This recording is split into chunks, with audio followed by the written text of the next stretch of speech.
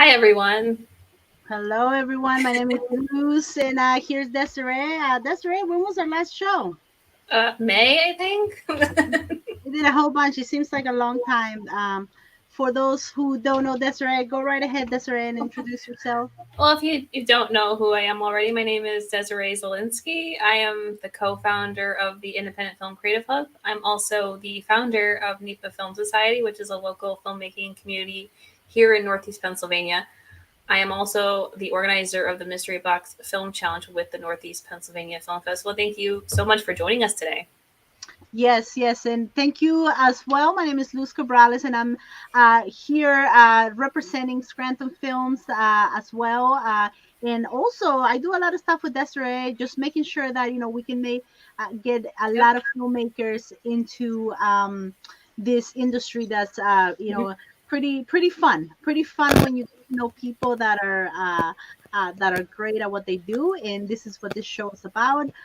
Again, make sure for those who don't know about the Creative Hub, follow us on Facebook and Instagram, and become a member today. It is free. We are here for you. I mean, we want to be part of a community that brings and fosters young people trying to get into the industry or learn more, like ourselves, some veterans, some people that are just starting out. But there's a couple great things happening in the area, Desiree, and I know we have a meetup coming up. Yeah, there's a couple of things worth mentioning. So, NEPA Film Society is having the Indie Filmmaker Meetup again, and it's going to be on Saturday, July 15th at Black Watch Cafe in Scranton, which is inside Nayouk Park, if you're familiar with Scranton and Nayouk Park. It starts at 12. It's a casual event to come together, hang out, and network for all the film enthusiasts, people who love movies, and filmmakers of Northeast Pennsylvania and beyond. So if you love movies, if you're a filmmaker, you want to hang out with us, it's non-exclusive. Everyone's welcome. Come to Nayouk Park at Black Watch Cafe. It's free to park in Scranton on the weekends, and you can park inside Nayouk Park. So it'll be nice. Hopefully the weather will be nice. We can sit outside and things like that. Yes, And the it's very Northeast, fun. yeah, it Hold is on, fun. before you move on to the Northeast, I mean, make sure if you do have the time on Saturdays to come and just hang out, especially this one that's coming up. I haven't been able to do it for the last two because we're working on some projects, but I Yeah. think I'm going to be able to make it this time. So definitely come and mingle, and Desiree does a great job just putting those together. So if you do find yourself on a Saturday morning, well, sort of morning, that you want to have some coffee, just Afternoon. come over. Yeah. Yeah, it's a great Um, way to collaborate and talk with people to see who has things going on and projects they need help with, things like that. Um, Also, with exactly. the Northeast Pennsylvania Film Festival is getting ready for their 2024 film festival, and they're going to start accepting film submissions for their 2024 film festival on July 1st. So be sure to go to their Film Freeway page and submit your films for the film festival next year in April. Yes, yes, I saw that, and I was like, oh, that's exciting. I think this year it was a very well organized festival. So make sure that if you do have something, I mean, this is the time to not just be around Yeah. filmmakers, but showcase your work. Um, Other than that, I mean, we have a great uh, guest today. And is for those who like horror films, I think you're gonna like this episode. But also for all those independent filmmakers who just want to do cool stuff, this is your episode. Today we're gonna have before we're gonna bring him in. I'm gonna show you just some of his work. David Lee Madison is he's been doing films. I mean, he's been loving films for long time, but I Mhm. want to make sure that he tells you in his own words. So what we're going to do is I'm going to show you a little bit about his work, then we're going to bring him in and we're going to start the conversation and just get going.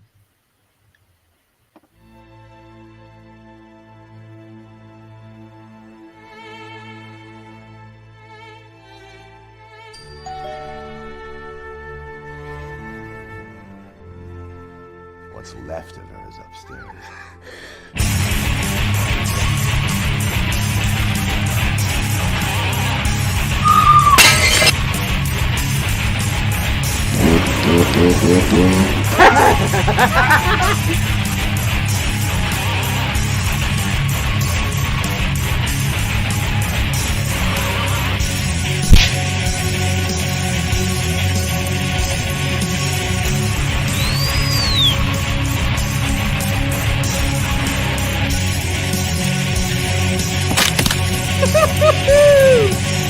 show you what a psycho I can be!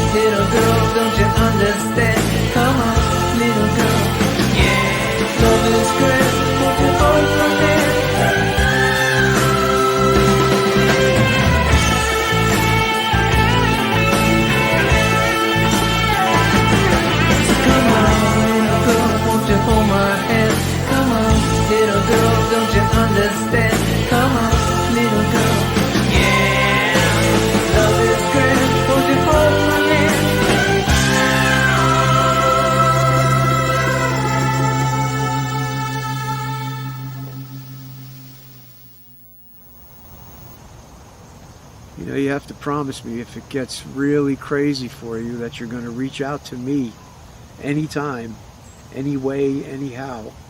Please. Wow. Great.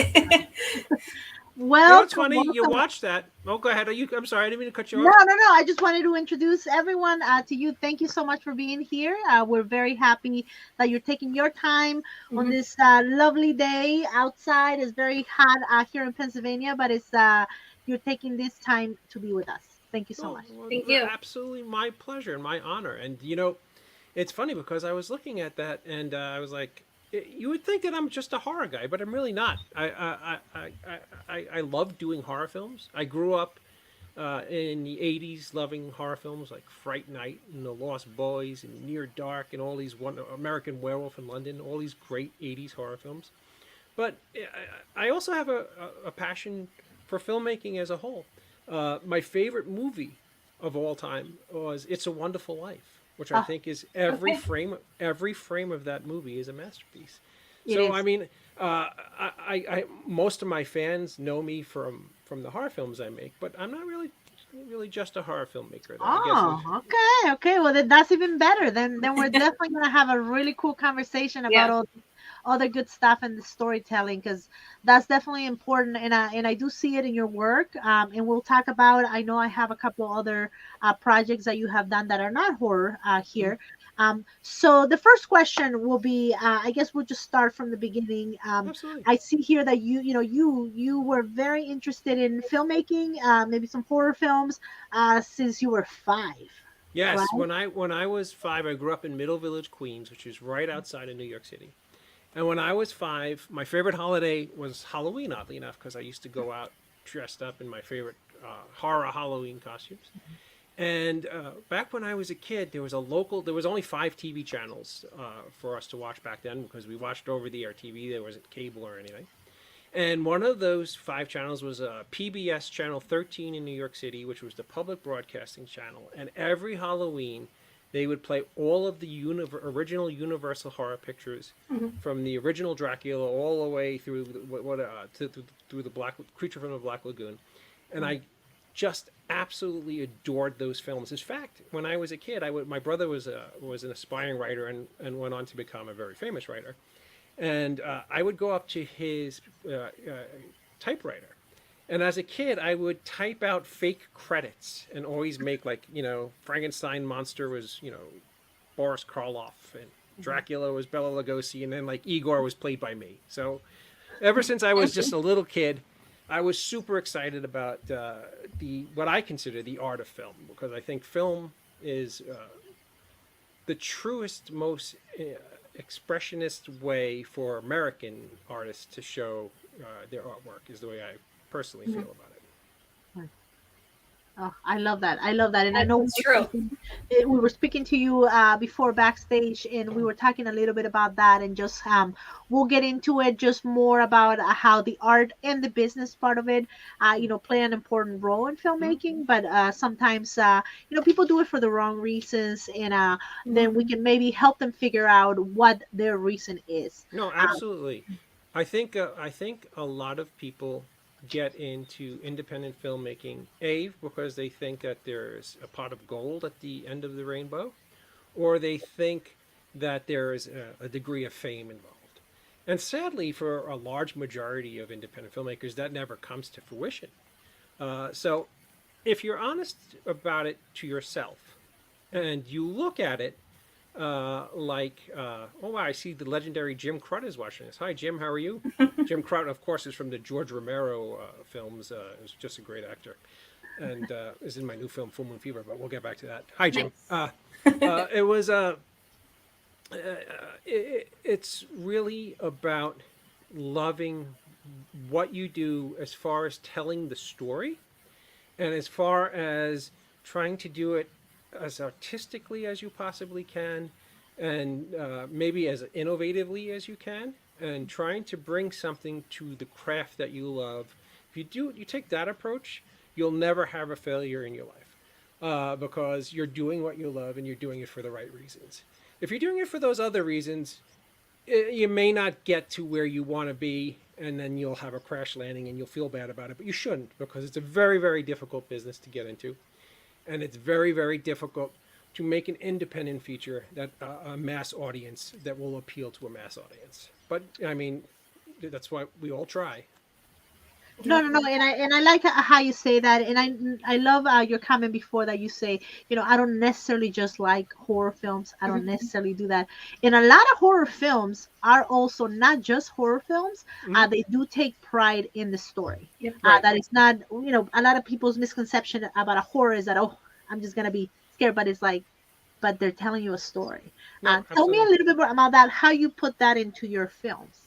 It's funny. Mr. Hush, which was a small independent film that I shot in 2010 right here in Milford, Pennsylvania, right here in Pike County, about an hour away from the Scranton, Wilkes-Barre area.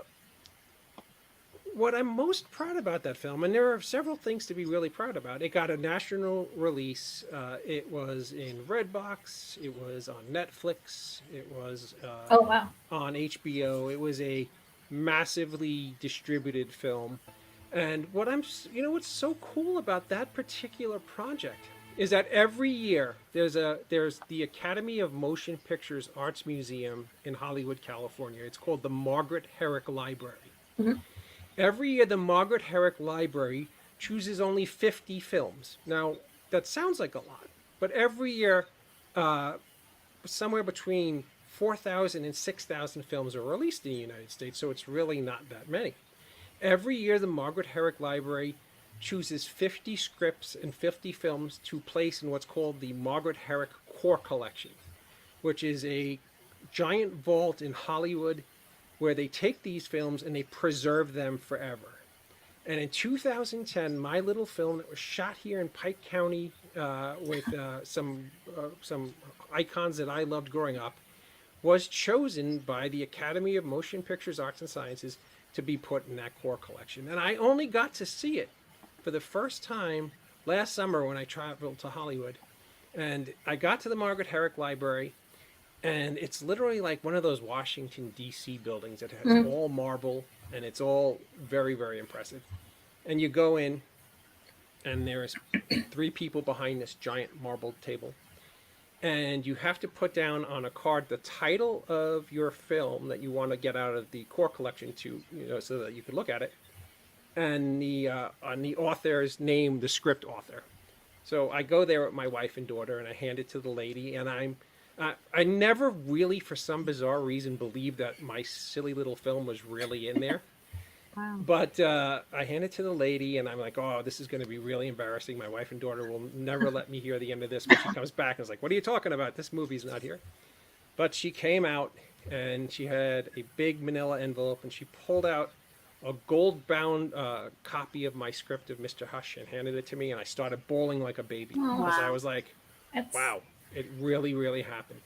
And those are the type of moments that, for me as a filmmaker, regardless of like a big royalty check or anything, they mean more to me than anything financially. It's like, wow, I did it. My film is going to be preserved forever. It's a piece of cinematic history. And, that means more to me than, like being hired to direct a new Marvel movie. And I'm being sincere, because I always dreamt of like the legacy of Hollywood, the art of Hollywood, the art of filmmaking. And now I'm a part of that in a little way. And so I was very, very humbled by that. And I find that to be the coolest part of filmmaking. Silly things like that. I was driving to Florida to take my family to Disney World. We pulled over at 2 o'clock in the morning in Fayetteville, North Carolina. And we stopped in a Walmart supercenter before we went into our hotel to go to bed. And when we went in at 2 o'clock in the morning, it was about 2 or 3 days before Mr. Hush was coming out on DVD and Blu-ray. Mm-hmm. And 2 guys were building the end cap that the Mr. Hush Blu-rays and DVDs were going to go in. And I walked up to them and I was like, I wrote and directed that movie. And they were like, yeah, sure, pal, go get your, go drink heavily and leave us alone. And, it's little things like that just really, like walking into a Barnes and Noble in New York City and seeing your movie. That's the kind of stuff I really dig. And I'm not sure that a lot of people feel that way, but it's what keeps me pushing forward to continue to make films and try to make things that are pretty cool. That's really good. So let's dissect that a little before I give the floor to Desiree. Just how do you get from one point that you're here at 5-6 years old watching PBS, watching all those films, and now you're at Walmart at 2 o'clock in the morning looking at a film end cap that you It's pretty made. amazing. Can you tell us a little bit about the journey that you took? Maybe somebody out there is just watching and taking all that in. Maybe they're struggling to find their purpose as far as art in film goes. Yep, I totally get it. Maybe you can help us out. And one of the things that I was blessed with, it's very hard to tell on this show on the screen, but I am an enormous guy. I'm 6'7". I'm an enormous dude. My hands look like they're giant. And I originally started out as a celebrity bodyguard. For 22 years, I was a bodyguard for some of the most famous people in the world. And what was really cool about that is that it allowed me to make a lot of connections with people. And then when I hit 40, and sadly that line of work, as you get older, is not for you anymore, because you can't do the things physically that you did when you were a kid. I decided that if I always wanted to be a filmmaker. If I don't make my first film at 40, I'm never going to wind up making it. So it was the advent of digital media that made making films so much easier for the independent filmmaker than it was when I was a younger man, where you had to do it on film. I mean, that's why I gave Kevin Smith all the credit in the world, because he shot the original Clerks on 16 millimeter film, and that's why it's in black and white, and that's why it has that great look, because he shot it organically on 16 millimeter film. In 2010, when I shot my first, big feature, for me big, not by Hollywood standards, but for me big, there was a camera that just came out called the Red One, which was the bee's knees as far as shot in 4K. Our phones shoot in 4K now, right? But it is shot in 4K. It cost like $27,000 at the time. It was a big to do, but you were able to get that cinematic look that you really want, that film look, out of a digital media camera. And I helped a junior high school buddy of mine named Tom Churchill. He was working on a film called Emerging Past, and he called me up. He said, "Dave, you want to help me with this?" I said, "Sure." So we worked. I produced his film Emerging Past that had Stephen Geoffreys, and Tony Moran, and a whole bunch of really, really big horror icons. And we had so much fun working on his film Emerging Past, which is another really cool film, a great film. If you check it out, it's like on every streaming media. We said, let's work together again, because we had such a great time. And we put together the team to do Mr. Hush, which was our next film. And I wrote, directed Mr. Hush, and my friend Tom was a producer. And when I was a kid, I loved this film called Fright Night. And I said to myself, if I ever get to make a movie, I want to work with my childhood hero, an actor named Stephen Geoffreys, who played Evil Ed in Fright Night. And he played he was in 976 Evil, and was in all these enormous 80s blockbuster horror movies. I said, I would love to have Stephen Geoffreys work on my film, Mr. Hush, because it's just to be a childhood dream. Mm-hmm. So I got a hold of Stephen's agent, and I sent Stephen the script. And I was in Hershey, Pennsylvania with my wife and daughter on a weekend where we were just having fun at a theme park. My phone rang, and lo and behold, it was Stephen Geoffreys. He said, "Dave, I love your script. Can't wait to do your film." And it's really just a matter of filmmaking is all about heart, passion, and hustle. And the most important thing, and this may sound arrogant, but I really don't mean it in any way, is to keep your reputation good. Yes. Sadly, in this business of independent filmmaking, a lot of people say a lot of things that they know can't come to fruition. They make a lot of claims, and they try to get things done that way. And sadly, it gives you a black eye in the industry. So if you're honest and you look at film as an art and you live it and you feel it, I really, really believe that anyone who has the wherewithal, if you have an iPhone, if you have any phone, go out and create your art and make your film and tell your story. And even if one person digs it, it was worth the effort, because you got to do what you always dreamt of doing. So I look at it very differently than most independent filmmakers do today. Oh, well, that's you don't know how that what you just said is very, very important. Personally, as a filmmaker, I have felt like that before. Especially when you're like, it's a lot of hustle, and you're thinking that everything's getting buried. You're never gonna finish this project. But I think, just approaching it the way you're saying it, it's just the best way. Yeah, no, I mean, because if you're honest with yourself, then your work is honest, right. And when your work is honest, it relates to more people. The beautiful thing about Mr. Hush is that a lot of people really liked the movie, and a lot of people really hated the movie. I got tons of negative feedback, and when it came out, my distributor, which was a very prestigious distributor named Kino Lorber, they decided, because when you're selling a small B horror movie, people like things that are familiar. So they made the cover very, very reminiscent to a very popular 80s horror movie called Trick or Treat. Mm-hmm.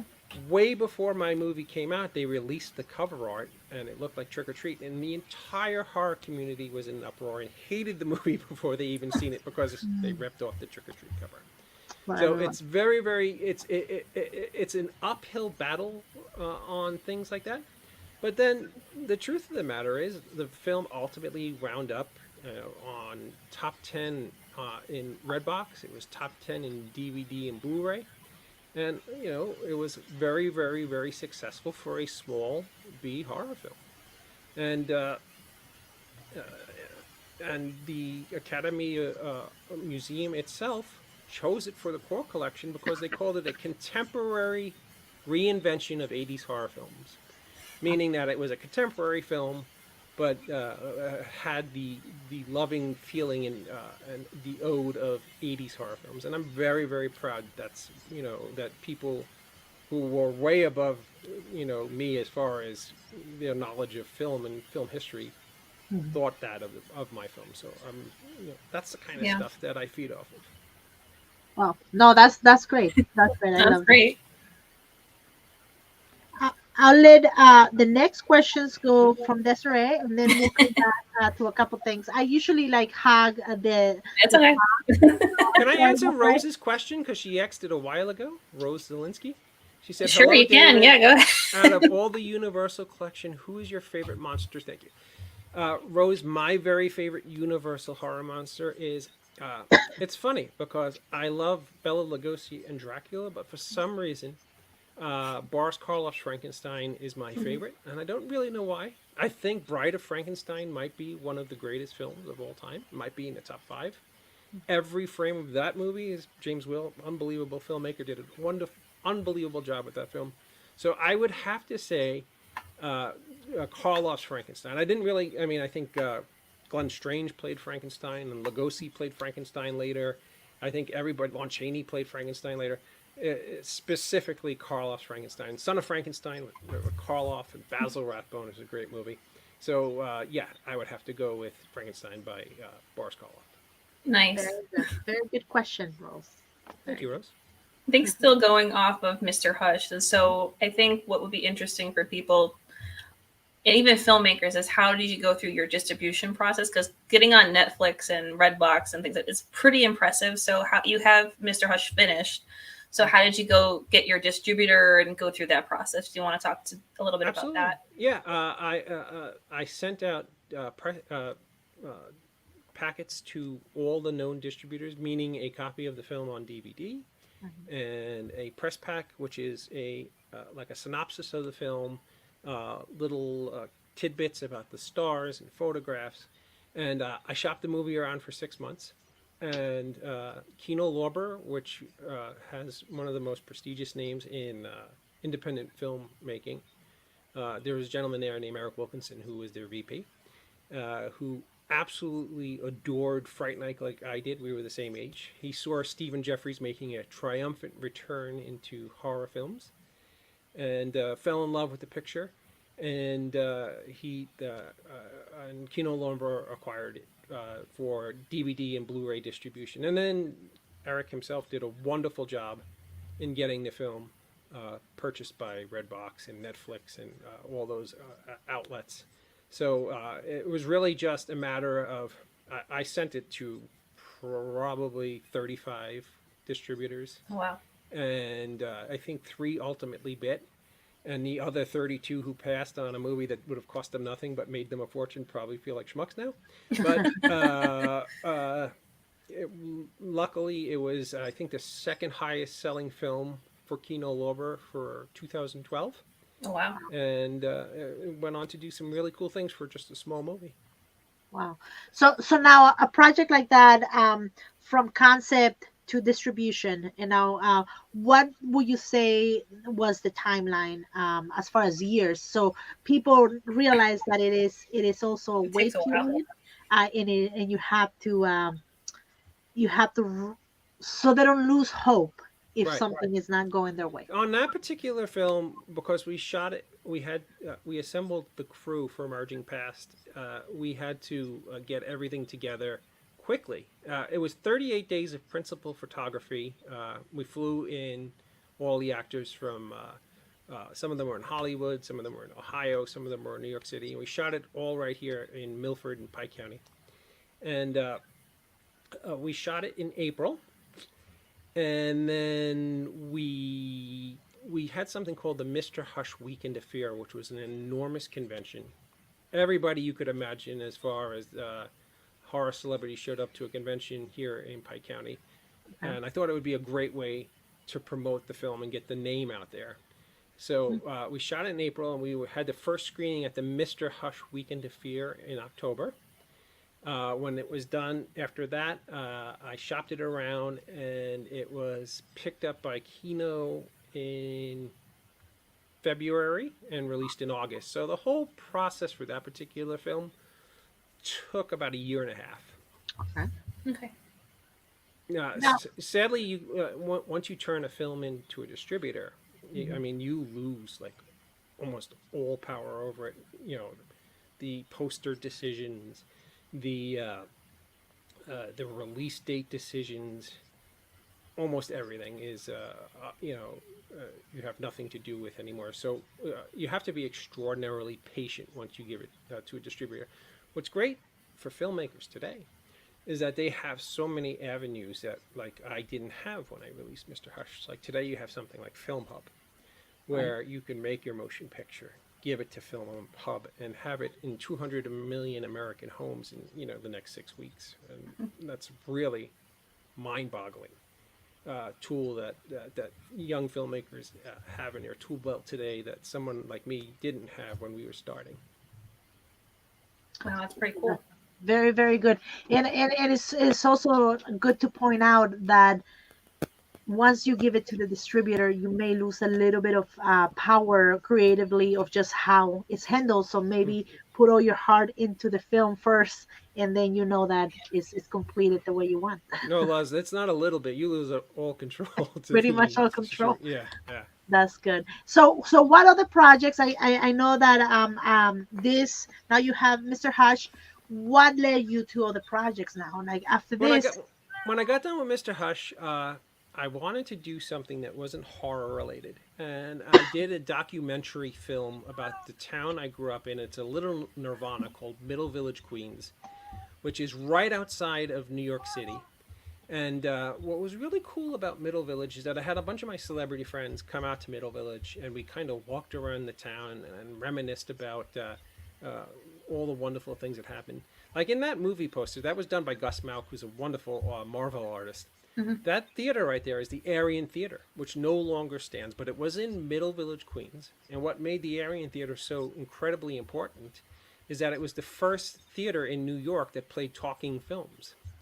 And there is just it was a love letter to the place that I grew up and the place that I really, really hold dear. And what was really cool about that film is that James Kenney, who's a very, very respected critic for CNN and I can't remember the other outlet. It's one of the big outlets. I think New York Times. Every year he does a very prestigious top 15 movies list. And what was really cool is that when that movie came out in 2015, he put that in his 15 favorite movies of 2015. So I was extraordinarily honored that a little loving film I did. Now that particular movie, I totally self-distributed because I knew where the market was. It was, the 1.2 million people that live around Middle Village.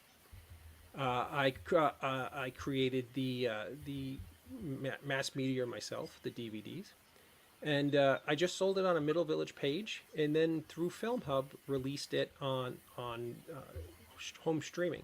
So now it's over, like I said earlier, it's in over 200 American homes, 200 million American homes.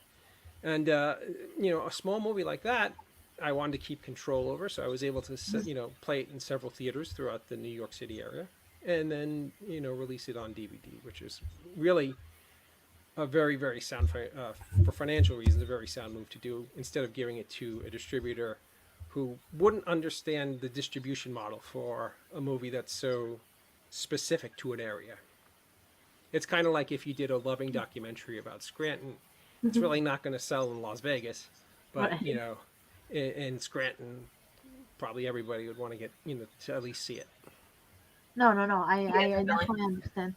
And I know we have another film, Wits End, that maybe you can talk a little bit about that. Did that came after or before the documentary? I'm sorry. That was my third film. My first was Hush, then Middle Village, then Wits End, which came out in I think 2020. I want to say. Yes. What was really cool about that film is that I shot it with my dear friends, the star of Clerks, Brian O'Halloran, who played my brother, and my dear friend Scott Schiaffo, who is also from Clerks and is also my co-host on my talk show, David Lee Madison's The End of the Night. We shot that in two of the worst blizzards in Northeast Pennsylvania history. It was the Superstorm Sandy and Superstorm Riley that did unprecedented amounts of damage up here, and it just had such a ferocious look because of how bad the storm was. It was about a man who was traveling to his cabin while his wife and daughter were at a wedding baby shower, I'm sorry. And his car runs out of gas because he's diverted off the road that he knows because of flooding. and he's in the middle of nowhere, and he goes to sleep on a seemingly harmless February night where it's like 58 degrees when he goes to sleep. When he wakes up the next morning, his car is completely buried in over 4.5 feet of snow, and he finds himself in a very, very dire situation. And what was really cool about that movie was like I shot it in like sub-zero temperatures. I went out. Usually, I would never ask my friends to be involved with some of the crazy shenanigans I did on this film. I went out with literally the camera and a set of sticks and set up these shots in some really, really unbelievable weather situations. But what made it work, and when you have small budgets and small films, you have to think of things that will make your film look bigger in scope. And what made that film work is that, if Hollywood did this movie, they would spend $200 million in doing it in a controlled environment and CGI all the blizzard stuff. In this film, there's no CGI. It's just a moron out in a blizzard, literally almost killing himself, making a film about a guy almost killing himself. So in an actual. Hey, that's art right there, though. You talk about the art, but you're actually doing it in real life. Yeah, my toes are still complaining about it. They're still, yeah. You have Jim Crut. Can we put his comment up on the screen? Yeah, of course. We have a. Ladies and gentlemen, if you don't know, Jim Crut is an enormous actor. And if you're an independent filmmaker, follow Jim Crut because he's a very, very wonderful guy to work with. Oh. He's he's worked on George Romero pictures. He's a brilliant actor. He's in my new film, Full Moon Fever. He's actually he played the helicopter zombie in one of Romero's Night of the Living Dead flicks, and that scene has been constantly voted the most horrific scene in horror movie history because Jim's like my height. He's like 6'7", and he's walking to get somebody, and he's a zombie, and the helicopter blade literally cuts off the top of his head, so he's like literally flat-headed. But continues to come out of me. It looks like Frank. It's a great scene. Thanks a lot for great insights for filmmakers as well as your passion for making movies. As a director, do you see yourself as having an approach on set that's different from other filmmakers? That's a great question. And I do actually, the great Tom Holland once told me. Tom Holland not Spider-Man, kids. Sorry. Not that Tom Holland. Not that. The real Tom Holland, who directed Fright Night and Child's Play. Tom Holland told me that if you're a filmmaker and you go trolling when you're making your scenes, you're really not prepared. So trolling meaning like when you go fishing and you cast your line and you just sit there for hours trying to catch a fish. It's like throwing your lunch up on the white wall and saying it's art. So it's trolling. So if you don't come prepared, you're not going to get what you ultimately want. And I always try to come super prepared, and I always have a vision of anything I film before I film it. So I like to take that approach, Jim. You just worked with me on Full Moon Fever, and you worked with some of the greatest directors who ever were. So, I mean, what do you think if you want to write something? Did you think I had any kind of great approach? I would love to hear that. It's a great question. Thank you, Jim. And that is just because I know there's different people that have different approaches, but really, like you said, if you are not prepared, it doesn't matter. What your creative vision is. And if you're the person that's the creative force behind the whole project, and if you come underprepared, or if the people you are working with will know that and feel it, and you will not get out of them what you want to get out of them as far as performance, as far as getting your work done properly. So confidence is super important. Knowledge of the whole process is super important. Mm-hmm. It all depends on the scope of what you ultimately want to do. If you want to make a feature film that's going to play in theaters, it's going to play and get in Redbox and Netflix and all that, you have to understand that there's a certain level of professionalism that you have to achieve to get that. That doesn't mean that you can't make a great film with your cell phone and that people love, but you also have to understand that there are certain working parameters that you have to meet to make the film project have a level of quality that's going to meet a standard for even Film Hub. I mean, they have deliverables. They have certain standards for your deliverables on what your film's going to ultimately, file sizes, what your film's going to look like, what your sound sounds like. So, I mean, you have to be competent in filmmaking, but you have to also get your stuff done. Another great filmmaker, Thomas J. Churchill, the great filmmaker of Emerging Past. There's a great film out right now. He's coming out. Just a great guy, great filmmaker. We went to grammar school together, so yes, we've been around a long time. Oh wow! Yeah, But follow Thomas J. Churchill. He's a great filmmaker. He has some in theaters out as we speak. Just having a brain fart right now. If you want to tell everybody the name Tom, I apologize. Yeah, definitely put it out here. We'll display it. Yeah. I mean, well, that brings us to your current film that it hasn't been released yet. Let's talk a little bit about that one, just to make sure. Full Moon Fever. What is that film about? Devil Row, I think is how you say it. Is the name of Tom Churchill's here it new is. film. Okay. Yep. There it is. So make sure that's in theaters as we speak. I'm very proud of you, Tom. Congratulations on it. It looks fantastic. I think Nice. Todd's in that picture, and you're a great guy, and I love you, bro. So go ahead. What were you saying? Thank you for that. Just as far as, let's talk a little bit about your latest project. I know we're waiting for a release date. Maybe you have it. Not sure. Just tell me a little bit more about it and just what how that film came about. No, absolutely. Mr. Hush, for those who don't know, is a vampire film. And when I was a young man, I always wanted to make a vampire film, and I always wanted to make a werewolf film. And Full Moon Fever is my dive into werewolf filmmaking. And we shot it entirely throughout the COVID months. So it was a very, very difficult task to get that film together. But ultimately, I'm super, super proud of how it came together. It was absolutely beautifully shot. None of this stuff that you guys are seeing right here was authorized by the distributor. It's just stuff I put together for this show. Okay. It's very, very rough looking here. But it's just a beautifully shot, moody werewolf picture. If you love films like Silver Bullet, if you love films like American Werewolf in London, or even Lon Chaney's original werewolf film, you will love this film because it's very, very true to the werewolf lore out there, and is just a loving ode to all those great werewolf flicks that we had growing up. Yeah, that's me. I love that. I can't wait to see that one. Yeah, it's very, very. It's a very psychedelic film as far as what's going on in it. But Libby McDermott, one of the stars of Full Moon Fever, is joining us. Libby, how are you? Libby had a great movie that's out on every streaming. That's Libby right there. How's that for timing?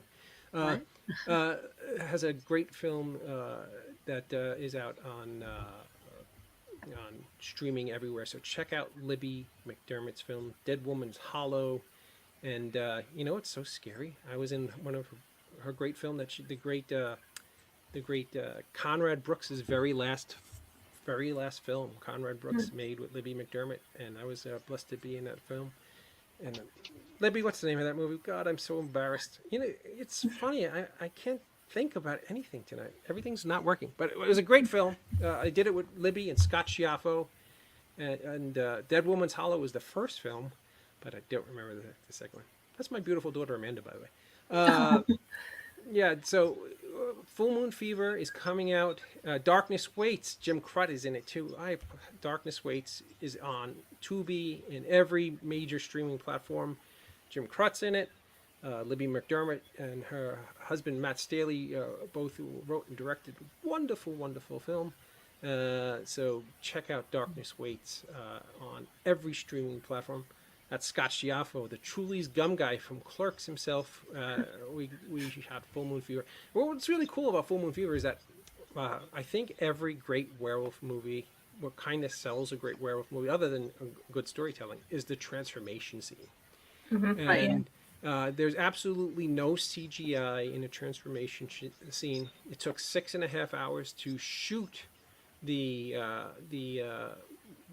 transformation scene, and it's all prosthetics.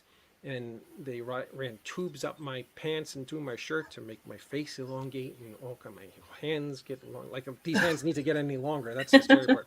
And it's just it's a wonderful story about a man whose wife, he loses his wife to COVID, and his daughter goes off to college at right around the same time. So he finds himself alone in a house, and sadly he gets attacked by a werewolf. But he doesn't know if the preceding illness he has afterward is from being attacked by what he believes was a big dog, or something more nefarious. So from when he gets bit in late September to when he finally transforms on Halloween Day, all kinds of horrific hallucinogenic stuff happens. It's just a really, really cool flick. Very cool. Yep.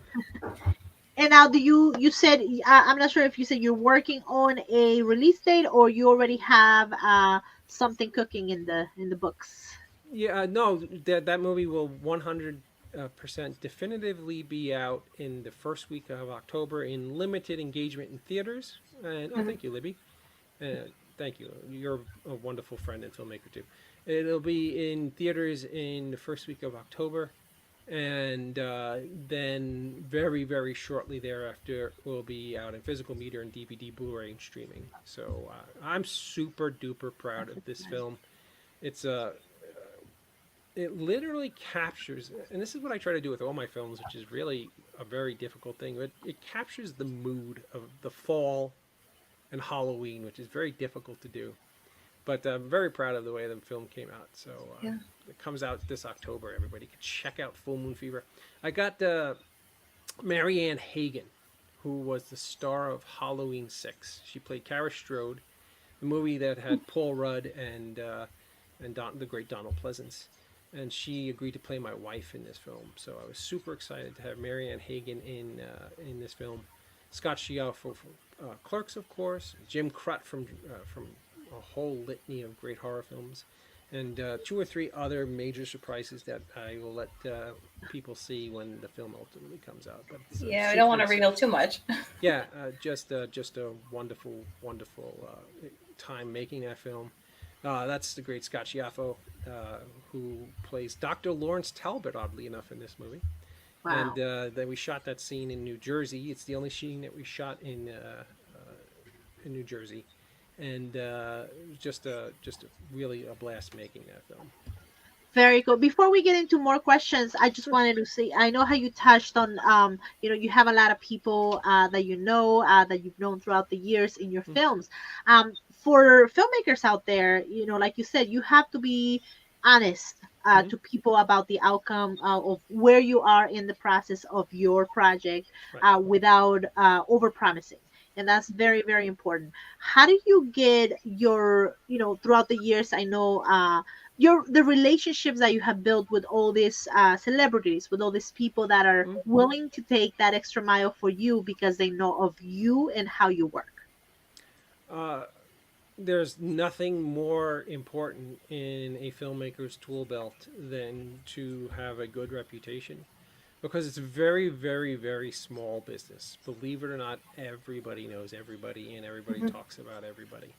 And the minute you have a bad reputation as somebody who says things that don't come to fruition, or if you make promises that you don't keep, or if you hire people and then don't pay them, or any kind of thing that goes negative against you, sadly that kind of stuff ruins you and follows you around as you're trying to get things done. I made it a point to make sure that never ever happened in my situation. Knock on wood, there's nobody out there who I believe would say anything negative about me. And what's really great about that is that I pick up the phone and I call up, Huey Lewis and ask him to do the theme song for Mr. Hush. And next thing you know, I got a theme song for Mr. Hush.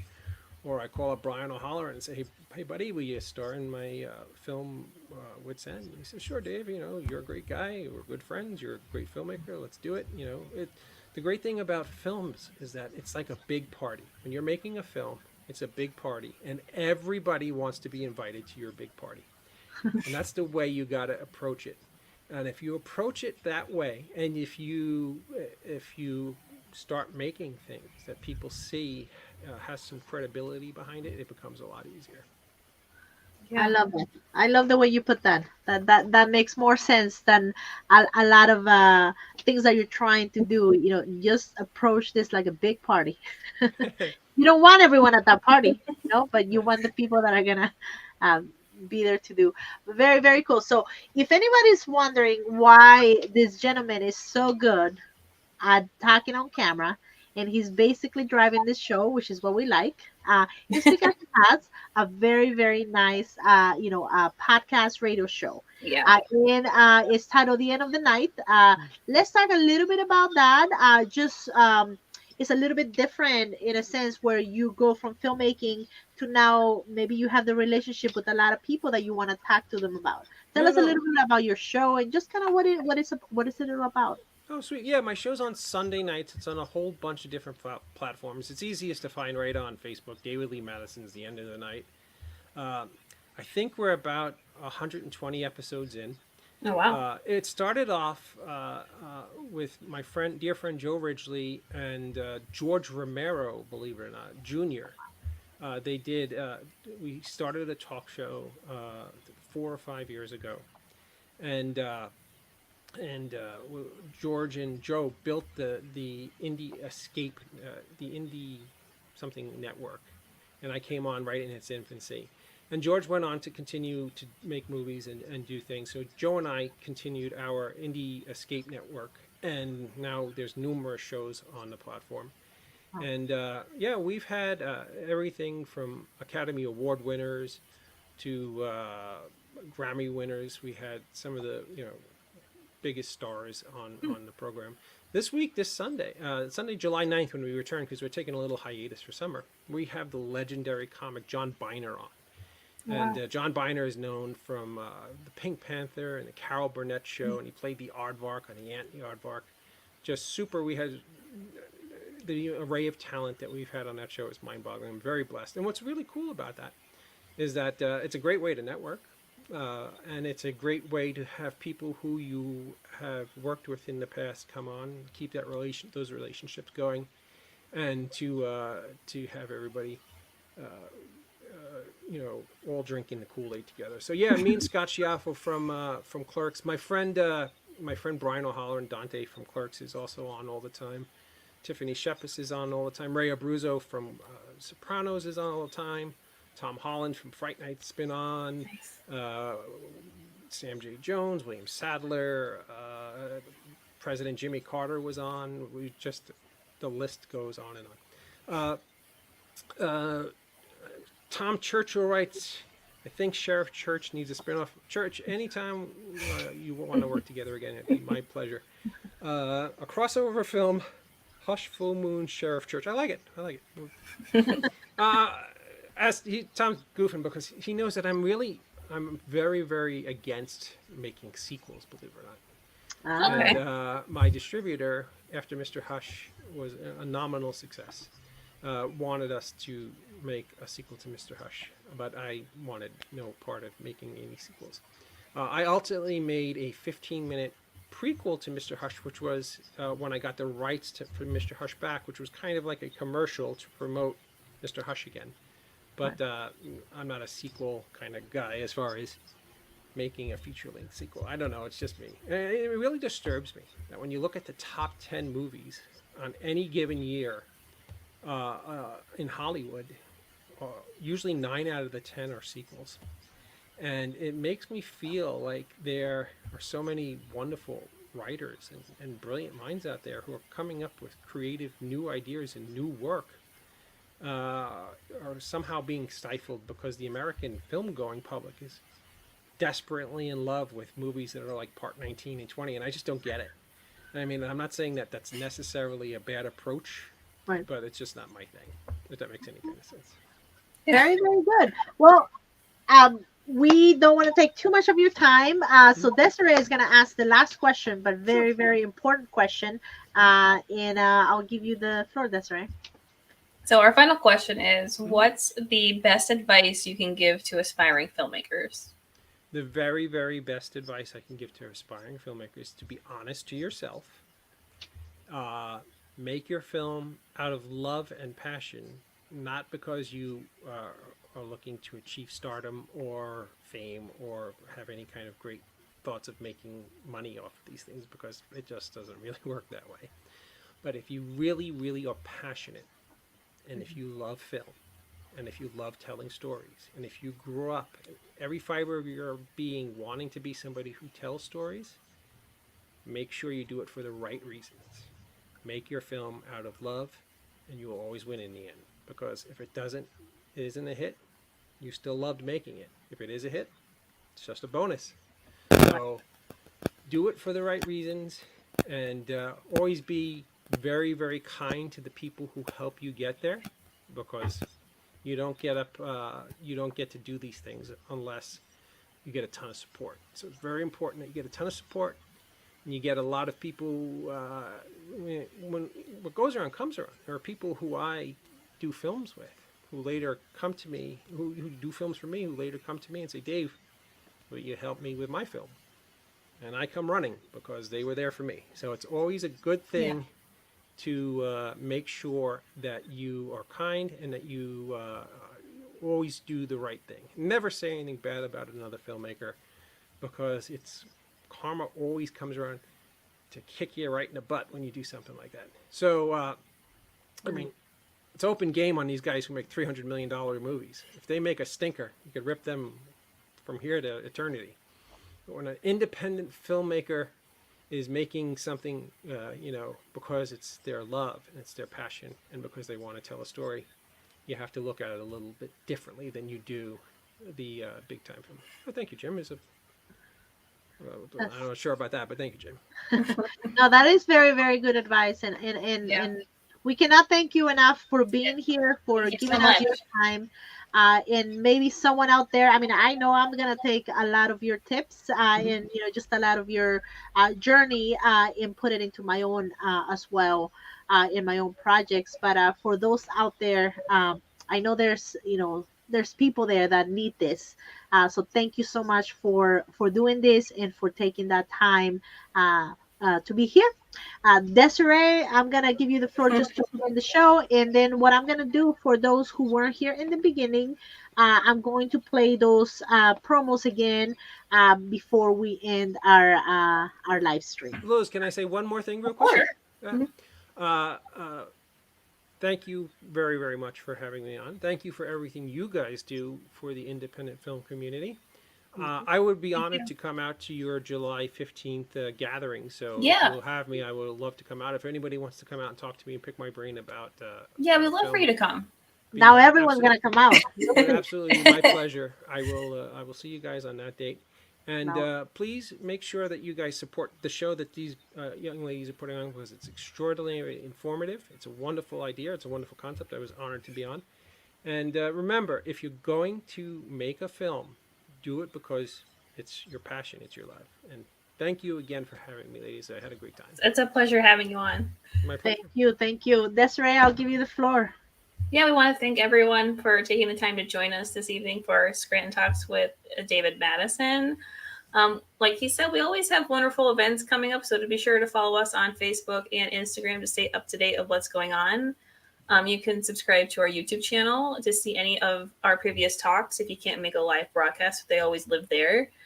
We also have a podcast on multiple platforms where you can listen to these talks as well. Once they go live, we put up the audio on there as well. I seen that Richard Zielinski had a specific question. Can I answer it for does he? Yeah. I hate when I watch these shows. When I watch these any more shows, questions, Lou? I hate when they watch watch these shows, and when I watch them and they ask like somebody a question and they're like they act like I wasn't even there. That kind of stuff makes me like my parents are very active on this show right now. Is that your dad? This is my dad, and Rose was my mother. Oh, sweet. Hi, Dad. You talked about no CGI for the transportation scene. How do you feel about AI in filmmaking? What do you Oh, prefer? that's a good question. I prefer. Thank you, Richard. I prefer everything to be in-camera effects. I always thought they were much more effective than CGI. CGI kind of feels like cheating to me, if that makes any kind of sense. But I will say I do like some AI. There are new AI, and this is something that independent filmmakers should really listen close to. There are new AI apps, and I'm having a brain fart, computer programs that allow you to clean up your sound, which is one of the most difficult thing to do, is achieve cinema quality sound on an independent film. There are all these new AI programs out there that allow you to clear up your sound before you release your film so that it has cinema quality. So I do like it in that aspect because it's really not cheating the visuals. But as far as CGI and AI, I'm not an enormous fan of. But there are some tools that, like, they're making a new Beatles song with AI. Goodness, really? Yeah, Oh, because I wow. think they're using AI for the Beatles song. They're cleaning up John Lennon's voice. I believe Right. they're using AI to clean up his voice. So I think that might be okay. It's Yeah, not like I mean- they're regenerating his voice, which would be not that great. I mean, I'm a graphic designer, and I've seen the AIs create like logos, and I'm like, there goes my degree down the drain.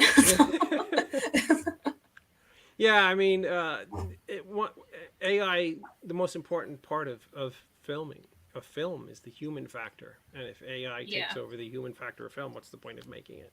Can you imagine what It's a Wonderful Life would have looked like if artificial intelligence made that movie? Oh my goodness. Someone's going to be making that now. Now that you mentioned it. No, I think with Put the it whole, out in the world. yeah, the whole thing with AI, I still think that you'll still need the human touch at some point. Absolutely. Absolutely. Very good. Well, thank you so much. We also want to thank the Lackawanna Arts and Culture Department that helps us make this show possible with a contribution from, from a grant from the department. Thank you so much, everyone. I'm going to put out right now the promos in Dave, if you want to stick around until the end. And, You know what? Here's. I just want you. This is kind of funny. Somebody named Noel Garland just put up Mr. Hush is a 2.2 rating and is unwatchable. Now think about this for a minute. A guy makes a movie. He pays for it out of his pocket. This right here, Yeah, trope. this guy. Yeah. Mr. Hush has a 2.2 rating and is unwatchable. I mean, what's the point? Like, would he do that to like a guy who made a $300 million stinker? I'm not sure. I mean, I don't know. I'm sorry, Noel, that you watched Mr. Hush and didn't like it. There are some people who do. There's a lot of people who do. You didn't. Say la vie. Sorry about that, Noel. But thank you for pointing out it has a 2.2 rating, but not pointing out that over 100,000 people voted or won on it for the trick or treat art before the movie even came out. But you'll leave that part out. And that it's in the Academy of Motion Picture Arts and Sciences Museum. But but thank you for pointing out as a 2.2. Thank you, CJ. And, probably a troll. And guess what? We're here. You're here with us, and we're taking all that advice, and we're gonna take it, and we're gonna make great films because you are helping us with your advice. And I can't wait to see you on the 16th. If you can make it, that will be awesome. No, I absolutely would love to come It's out. The and say hello to 15th. everybody. It's the 15th, right? Yeah. Oh, It's 15th. Is July it the 15th? Well, I I'll thought be she wanted to go out for the drinks on 16th. Now I'm sad. No, Maybe- it's the 15th. Is That's how the it 15th? typically Okay, goes for I'll me. be there on the 15th. This is Saturday. It'll be my Very pleasure. good. So thank you so much again, and I'll put those the trailers out. Please stick around if you don't mind, just for a few minutes. We'll say our proper goodbyes behind the scenes. Absolutely. Thank you, everyone. Thanks, everyone.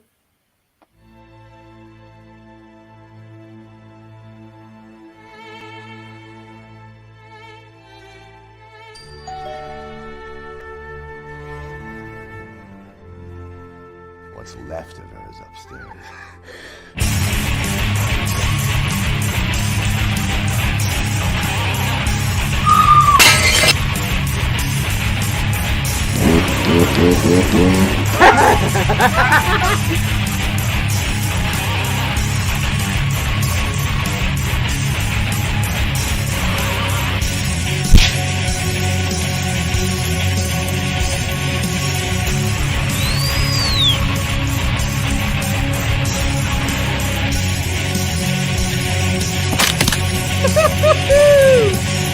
show you what a psycho I can be!